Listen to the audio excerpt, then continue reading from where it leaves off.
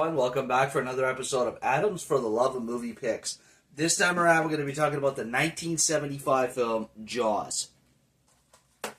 Now, this movie is directed by Steven Spielberg and has score done by the legendary John Williams.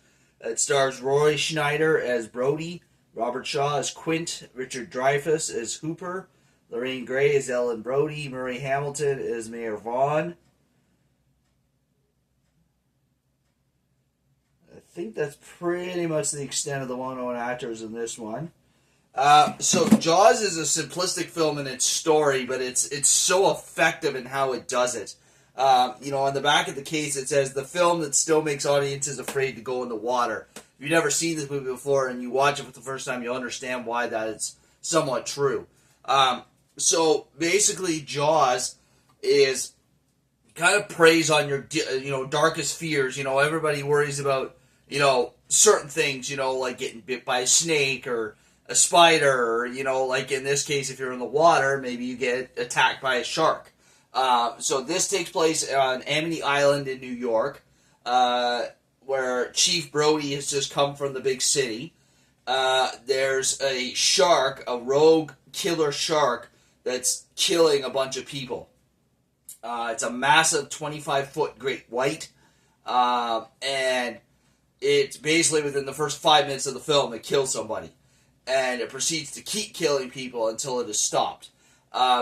It's the simplicity of the story, but it's also combined with the music.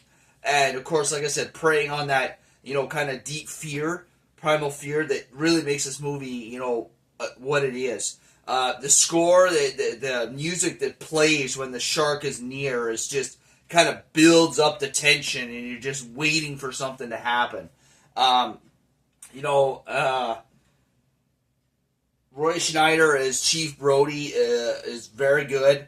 He's got a childhood fear of the water, so it's having a killer shark to deal with is just kind of bringing all his fears home.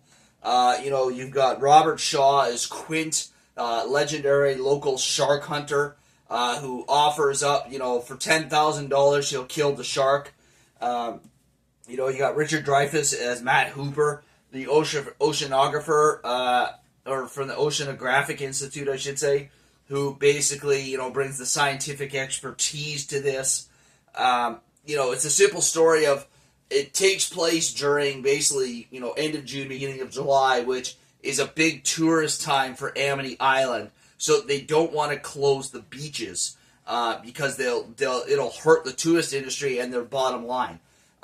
Even though Chief Brody, after the first person gets killed, he wants to shut the beaches down, but he's overruled by the town council.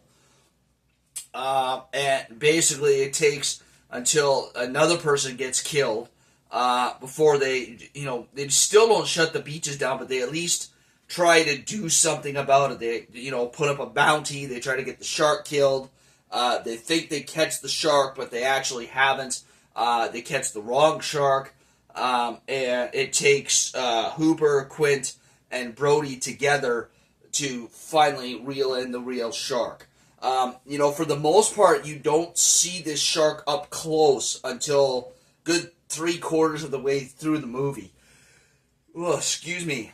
And when you see it for the first time, you're just like, holy crap. Like, I always love that line by Brody when he sees the shark for the first time, and he goes to Quint, you're going to need a bigger boat. Because of how massive this shark is. I think what makes this movie also so effective is the practical effects, right? It's not CGI like a lot of the modern shark movies. They used a real animatronic shark, real filming locations and water and boats, and it just added a whole sense of realism to the movie, which makes it quite enjoyable to watch. Like, this movie is...